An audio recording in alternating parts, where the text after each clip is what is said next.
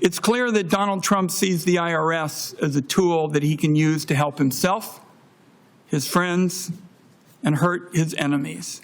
To run the IRS, he's chosen Billy Long, one of his earliest supporters in Congress.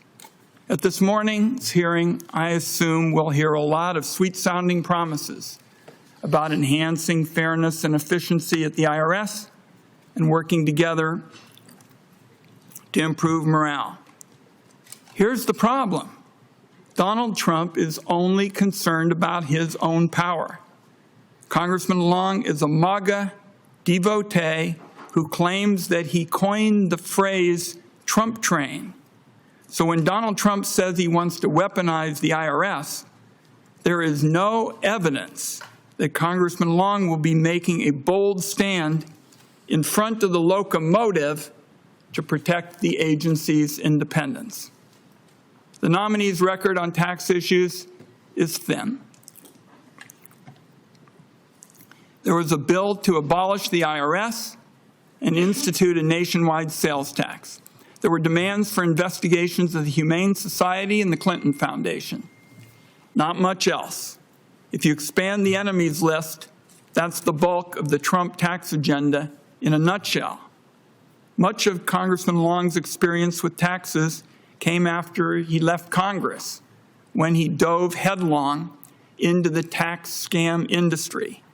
Cashing in on the credibility of his election certificate, he raked in referral fees, steering clients to firms that sold fake tax shelters and pushed small businesses to unknowingly commit tax fraud. So I'm going to take these cases one at a time. Congressman Long's financial disclosure shows $65,000 in income paid by a firm called White River Energy. Financial advisors at White River sold investors tax shelters known as tribal tax credits. The thing is, no such tax credit exists. It was a fraud. Finance Committee staff asked the IRS about these credits, and here's what the IRS told us, and I quote directly. We can confirm that these tax credits do not exist. Taxpayers who claim credits that don't exist are subject to penalties and possible examination. Furthermore, promoters of these credits may be subject to civil or criminal penalties. That is the end of the quote from the IRS. Committee investigators sought an explanation from Congressman Long about his role in this scheme. He refused to answer. Investigators sent a long list of questions to White River. No reply. It looks to me like practically everybody went into some kind of witness protection program. That said, there's a follow the money angle here as well, and the sequence of events is particularly troubling. Donald Trump announced the congressman's nomination on December 4th. On December 19th, Bloomberg published an article about White River's scheme. It was called Rich People Buy Tribal Tax Credits Treasury Says Don't Exist. White River's phone lines must have blown up. The CFO, Jay Puchier, held a call that same afternoon with 100 or more investigators who were questioning the legitimacy of the tax credits they'd been sold. Mr. Puchier didn't have a lot to offer in the way of assurances that the tribal tax credits were legitimate. But he did tell them they'd soon have friends at the IRS who'd take the heat off.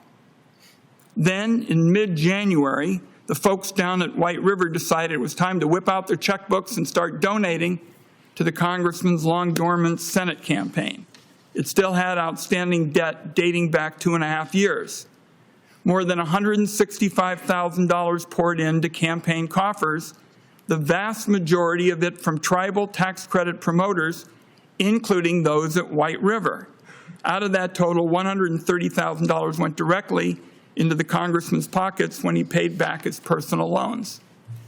Colleagues, this just looks corrupt, and I've asked the IRS to investigate.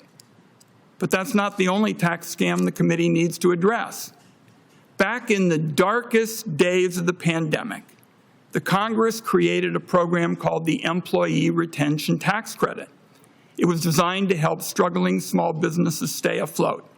It made a lot of sense then, It saved jobs at a time when the unemployment rate was in the stratosphere. The problem arrived after the pandemic receded.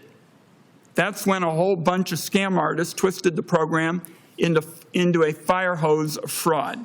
Promoters set up mills that told small businesses to claim the credit even when they knew these businesses didn't qualify. The mills took a cut of the benefit. The congressman worked as a promoter for a few of these mills. Lifetime Advisors and Commerce Terrace Consulting was one.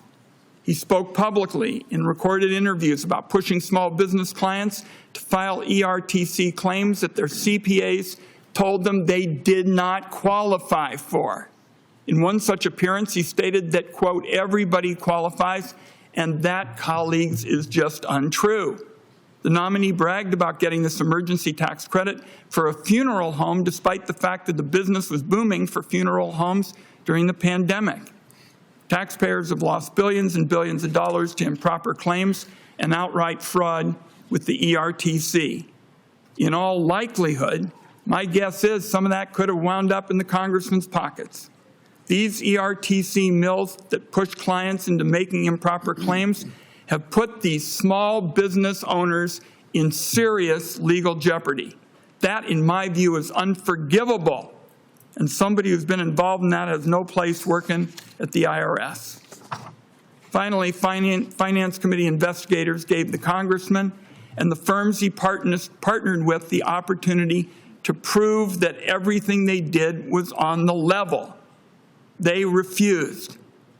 So, colleagues, I'll just say, I wish the hearing could be about improving efficiency and taxpayer service. But that kind of discussion is sort of out of touch, given what I have just described here this morning. Donald Trump wants to use the IRS as a cudgel to beat his adversaries into submission. He wants to feed its legally protected data to mass squads of agents disappearing people off the streets. His nominee to lead the agency is a Trump loyalist through and through, not somebody who is an independent tax professional. And our serious concerns that we have asked, and a number of colleagues have done so, about Congressman Long's involvement with fraudulent tax schemes have gone unanswered. So today, the American people have the right to know whether their future IRS commissioner is somebody who's been a crook. That's what our focus ought to be. I look forward to question and answers.